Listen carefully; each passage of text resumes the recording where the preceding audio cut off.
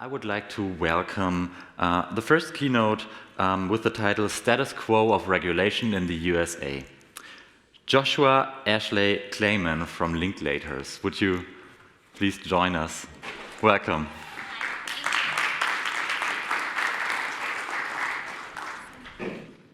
Hi, everyone. It's great to be here. I'm excited to talk with you about the status quo of crypto regulation in the USA.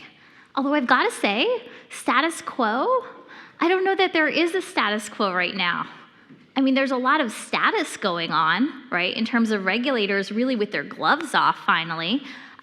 Even in the Wall Street Journal, talking about who has jurisdiction, how things should be governed. So that's different. But I don't know that we have an actual status quo. Things are moving so fast. So I think as we go through this presentation, I think just, if you can, bear in mind a few things. Right now, enforcement is a huge focus of all the regulators, right? This has been, trumpeted not just in the media, but in speeches. So if you're not sure about what law governs, get sure, right? Because there are, the look backs. It's not like if someone doesn't enforce against you for a couple of years, there's nothing that's ever going to come. You can even look at the enforcement action against Ripple that's come so many years later. So just be aware. That's one thing. Another thing is it is rapidly moving as it is throughout the rest of the world, but really our regulators are fighting. They're fighting in a way that I haven't seen before as I mentioned, not just the actual media, the Wall Street Journal, but things like Twitter, responses that we haven't necessarily seen. So those are two things to bear in mind. The third thing that is just an observation is this, and I shared this quote with a colleague as we were walking over, and I don't know who it's by, I can't remember offhand, but the quote really is, it's hard, and I might be misquoting it, but in substance, it's that it's hard to convince a man how to understand something if his livelihood depends on him not understanding it. So, our regulators keep coming out in the US and saying, these are the laws, these are the laws, these are the laws, and people keep saying, I don't understand, it's not clear, it's not clear, or we need new laws, right? So there's a heavy lobby for new legislation. But I will say, the laws are there, the laws can work, maybe we'll get new laws, but the laws do apply. And definitely in the US, this is not a situation where there's an absence of law. I always think of it like if you're in a basement, right, going downstairs, and you're in the dark, and you don't see anything. You don't see a spider web, but all of a sudden it hits you in the face. The frameworks are there, the laws are there, and you just need to know where they are. Okay, so before we go into some of the more recent updates, and I'm going to keep my eyes on the clock just because I could go on about this for days, literally, and I have, probably. So within the US, we have a federal framework and we have a state framework. We probably have other frameworks as well, but we're going to focus on this. So at the federal level, within the US, there are many regulators that have overlapping jurisdiction. Okay, so there aren't clean lines. There's not just one regulator. You may say, why do I care? I'm outside of the US. I'm going to keep things outside of the US. Well, guess what? If you have a customer that's located in the US, when they do a transaction, even if they're a citizen of another country, you have to worry, are they purchasing a digital asset from the US? Well, guess what? Then US law is going to apply. Do you have a trading platform or something like that where you might have access to customers, some of whom may travel to the US and access your platform? Well, then you need to worry about US laws because we have extraterritorial jurisdiction, which means basically that our regulators take the view that no matter where in the world you are, if you're dealing with US customers, people located or present in the US, you need to care about the US laws. So that's why I would just say, plug for US lawyers, anyone you choose, but even if you're trying to do, say, a capital raise and keep things out of the US, you may be like, you know what, I've done Reg S offerings 1 million times. Well, guess what? In the digital asset space, it's different. And actually implementing things like contractual and technical lockups, because the regulators think that you're trying to have the tokens flow into the US. Those can go a long way to sort of assuage some of the concerns of regulators. And we know this because unlike many others who have not gone in and actually talked to FinHub at the SEC or other regulators, we have, and we do. And this is some of what we've learned. By the way, let me just say, nothing that I'm saying is investment advice. It's not legal advice. It's not on behalf of my firm or any other person. It's just my personal thoughts at this exact moment. So my thoughts may change. Okay. So in terms of this slide, just what you should grab from this is that there are lots of different regulators, whether it's the SEC, right? They're going to say, oh, these things are securities. These digital assets are securities. And I'll go into that a little bit further later. But the important thing to remember is that if you're issuing a security, there are ripple effects, no pun intended, into a whole bunch of different areas. So if you've got a token that's a security and it's trading on a platform, right, accessible to US customers or customers just present or located in the US, then guess what? That's a securities exchange. And the SEC would say, you need to register as an alternative trading system or as a national securities exchange. And you may have heard in the news, Chairman Gensler of the SEC continually calling out certain trading platforms, aka exchanges, saying you have digital assets that are securities on your platforms, come in and register. So that's one thing. Another thing, broker-dealer. So you may have this digital asset, and in the US, it could be determined to be a security or deemed to be a security. If you're taking things like transaction-based compensation, guess what? You could be tripping up on broker-dealer rules. You could be an unregistered broker-dealer. Same thing if you're giving out tokens to people who are promoting your token or promoting a secondary market. You could be dealing with unregistered broker-dealers or causing people to be unregistered broker-dealers. Same thing, you could inadvertently have an investment company if you're holding lots of digital assets, right? You could inadvertently become an investment advisor, all sorts of things. So, just bear in mind, the SEC thinks nearly every digital asset offered and sold, particularly if it's for fundraising purposes, is likely to be a security. So you have to think about all these different things unless you can really keep out the US. Okay, so other regulators, the IRS. Just today, it was announced, I'm sure it was announced lots of places, but I saw it reported on Coinbase at something like 1:34 in the morning that the IRS has now proposed to include in its new 2022 definitions, rather than referring to virtual currency, it will refer to digital assets. And why does this matter? Because this also could include NFTs and things like that. So you have to remember, the IRS thinks of things as intangible personal property. What does this mean? Why does this matter? Well, if you think back to the ICOs or for other capital raises that you might be doing, well, in the view of the SEC, those were a lot of unregistered securities offerings. But unlike a securities offering, where normally if you sell stock or something like that, it's not taxed, the IRS says, no, this is ordinary income. So it's like the worst of all worlds. So when you're capital raising and you're dealing with digital assets, that's something to bear in mind. So definitely involve tax lawyers. I'm not a tax lawyer. Other things, CFTC. The CFTC has basically said in a letter that it submitted to the court in the Telegram case that basically all virtual assets are commodities. And some also may be securities. So that's really clear, right? But just something to bear in mind. And there's a lot of proposed legislation, some of which I'll touch on, that will have some effect on that. FinCEN. Now they say, is it a substitute for money? Right? This gets you into your AML world, KYC, things like that. You have to worry also about things like sanctions, which we've seen with Tornado Cash and others. People, and by that I mean regulators, are becoming more aggressive in terms of their enforcement. Now you may have seen within the US, there's lots of litigation. Nearly every time there's some kind of new enforcement. For example, there are cases with respect to Tornado Cash and whether OFAC has jurisdiction to sanction something that's neither property, a person, or an entity.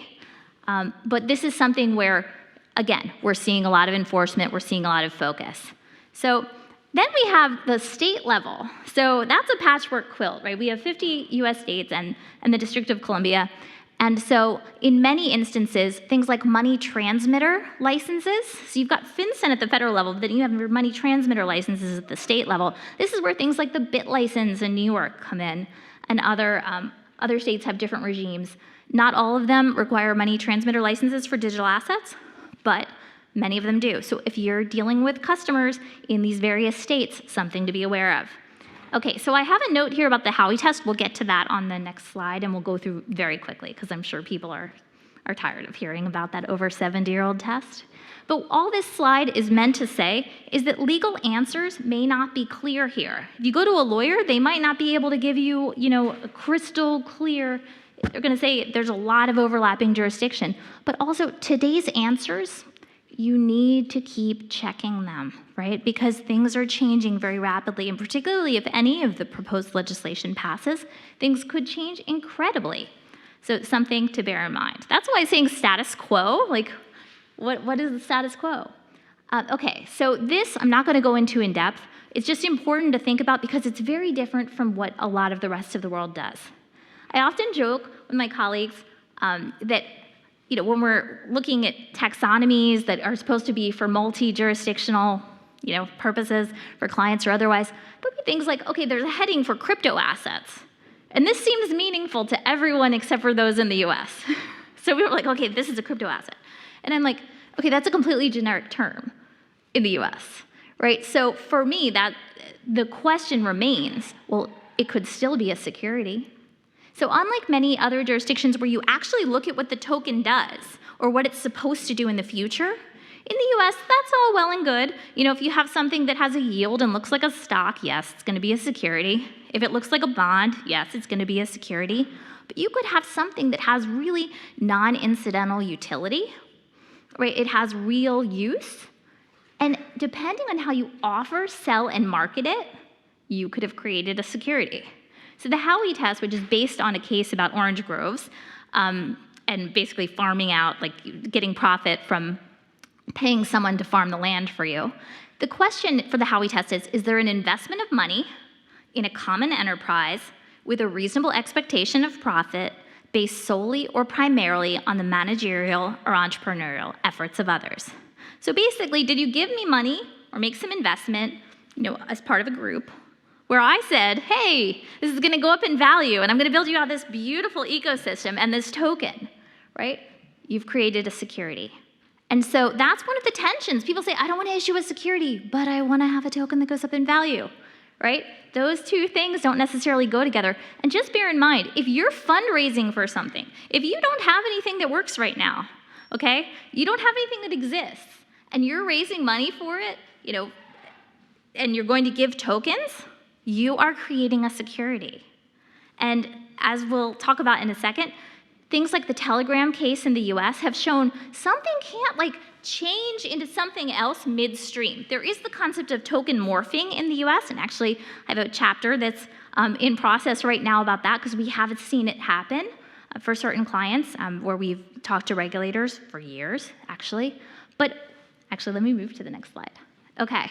So I'm not going to go through all of these things, but I will point out a few. And before we get to Telegram, I just want to say the framework for investment contract analysis of digital assets. This came out in April 2019. It was after we had the speech from Bill Hinman saying that basically holding aside whatever happened with Ethereum in the fundraising, that current day offers and sales of it were not sales of securities in his view. And so the framework from 2019, which the SEC does still apply if you go talk to FinHub, and I would never encourage you to go without a lawyer, though. Speak to your lawyer first. But they do still apply it. It talks about how they think about it. And so what happened with Hinman's speech is he said sufficiently decentralized or something like that. And that became translated into decentralization theater. And suddenly every project, whether it should be or shouldn't be decentralized, was saying it was decentralized. Because this framework talks about an active participant. Is there that other that's doing these essential managerial and entrepreneurial efforts? And if there is, you're likely to have a security. So that's where we have ended up in many instances with things saying, oh, you know what, no one can hold me liable because there's no one there. And we talked a little bit about that yesterday with DeFi and other things, but just something to bear in mind. The Telegram judgment, I think, is really important. I won't go into the facts of that case, but I think there are two key points that I take away from that. One is the SAFT doesn't work for its intended purpose. Some of you may be familiar with the concept of a SAFT, a simple agreement for future tokens, or a pre-sale agreement. Right? The idea, the theory was that you'd sell a security, a SAFT, right, or a pre-sale, I'll just call it a SAFT for purposes of this, to accredited investors or folks outside of the US, right? And that somewhere before the token was delivered, it's going to suddenly gain function, it's going to be usable, and what you deliver is no longer a security. And the Telegram court said, no, that isn't how it works. Right? You have to look at what was contemplated at the time of initial offer and sale. What were the understandings, the contemplations, the undertakings? And when you deliver it, you still have to make sure you're delivering to the same person pursuant to a valid exemption. It doesn't get to morph midstream.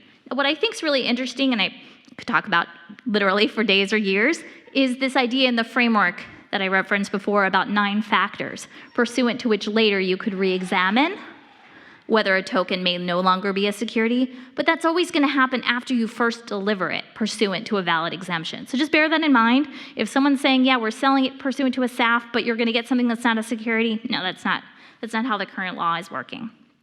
So that's just something there.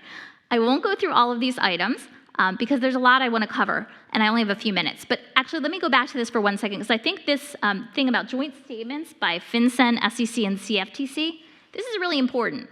Okay, you may have heard me say, I'm sure you did hear me say, FinCEN looks to see whether there's a substitute for money. Well, guess what? Even if you don't have a substitute for money, you need to be doing KYC AML, right?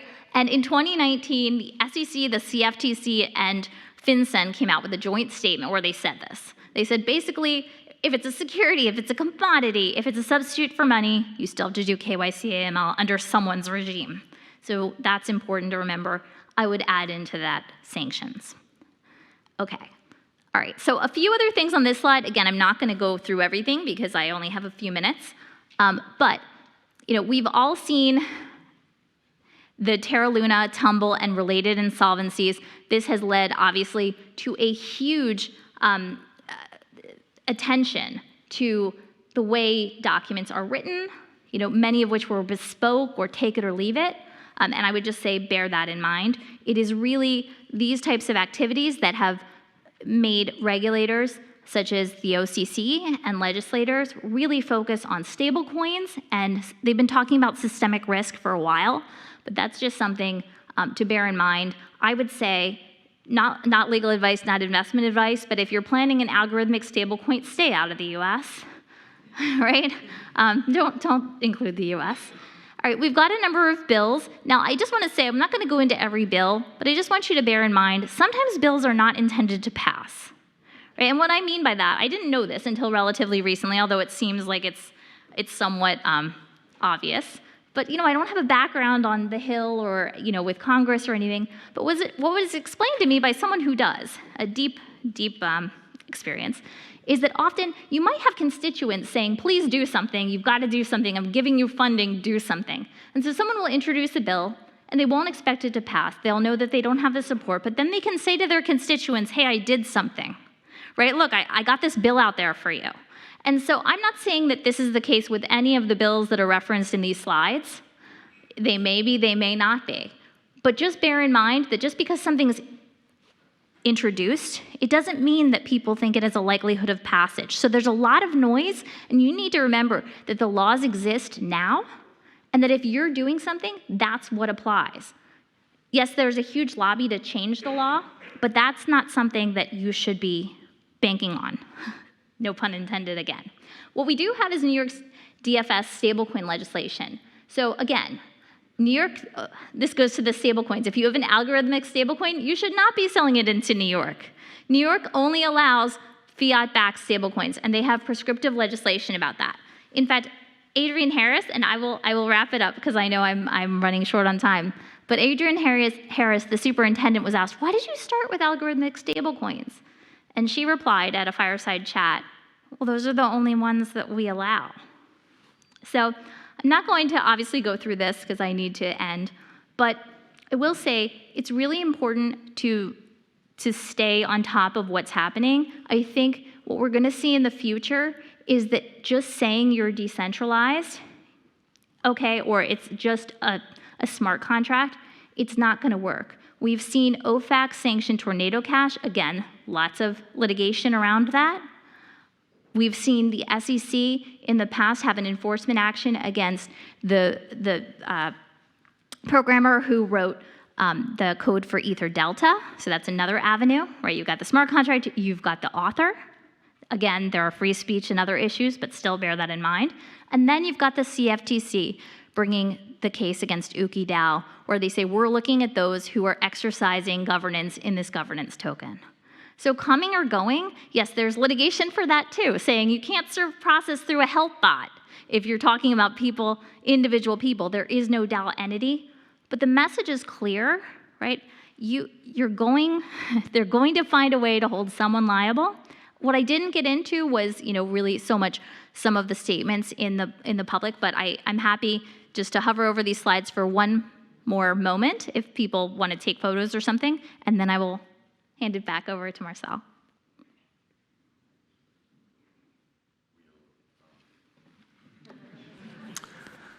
Thank you. Thank you.